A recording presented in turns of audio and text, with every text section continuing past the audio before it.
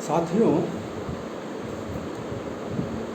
हम बात कर रहे थे अपने समाज के ऊपर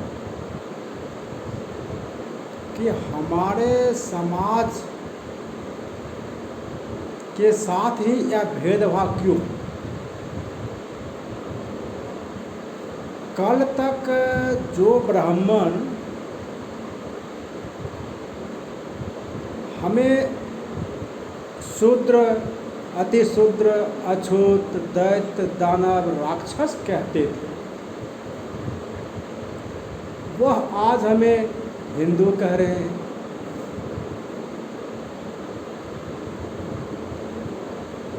कल हमें शूद्र, अतिशूद्र, अछूत बनाकर अधिकार वंचित रखा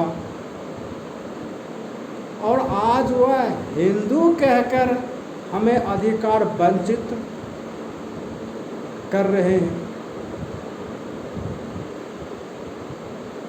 अगर हम लोग SC, ST, OBC रहते,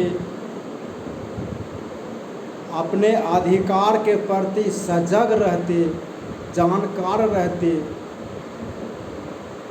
तो फिर हम अपने अधिकार के लिए संघर्ष करते। और अगर हम हिंदू बन जाते हैं, जो कि हम हैं नहीं, हम SC, ST, OBC के लोग हिंदू हैं नहीं, हम आपको कई उदाहरण से ये प्रमाणित कर देंगे कि हम लोग हिंदू नहीं हैं। जैसे छत्रपति शिवाजी महाराज का जब राज तिलक, राज अभिषेक का समय था, तो पूना के ब्राह्मणों ने शिवाजी महाराज को राज अभिषेक करने से मना कर दिया। चूँकि जब शिवाजी महाराज के राज अभिषेक के समय पूना के ब्राह्मणों ने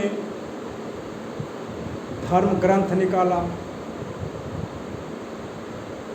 और धर्म शास्त्र से ये निर्धारित किया कि शिवाजी महाराज का राज अभिषेक हो सकता है या नहीं।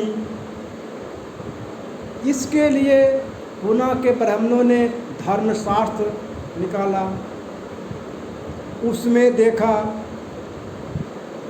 कि शिवाजी महाराज ब्राह्मण है, नहीं है, क्षत्रिय है, नहीं है, वैश्य है, नहीं है। तो पूना के ब्राह्मणों ने ये निर्धारित किया कि शिवाजी महाराज ब्राह्मण नहीं है, क्षत्रिय नहीं है, वैश्य नहीं है, तो शिवाजी महाराज शूद्र है और ब्राह्मण धर्म के अनुसार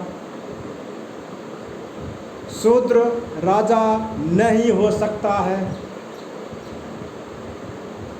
तो उन ब्राह्मणों ने शिवाजी महाराज का राज अभिषेक करने से मना कर दिया कि शूद्र राजा नहीं हो सकता।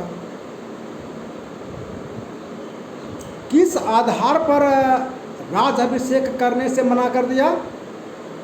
तो वर्ण धर्म के अनुसार। शिवाजी महाराज का राज अभिषेक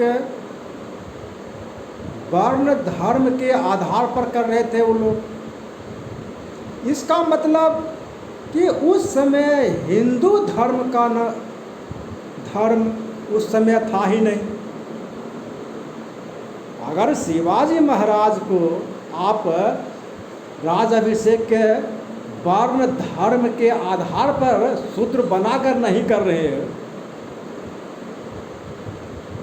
तो उस समय वर्ण धर्म नाम का धर्म था। और वर्ण धर्म नाम का धर्म था, इसका मतलब होता है कि उस समय हिंदू नाम का धर्म ही नहीं था। अगर हिंदू धर्म नाम का धर्म होता, शिवाजी महाराज हिंदू होते और ब्राह्मण भी हिंदू होते, तो शिवाजी महाराज का राज्याभिषेक होता।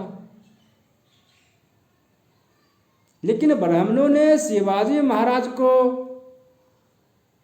शूद्र माना और शूद्र राजा नहीं हो सकता, ऐसा कह कर के शिवाजी महाराज का राज्याभिषेक करने से वो लोग मना कर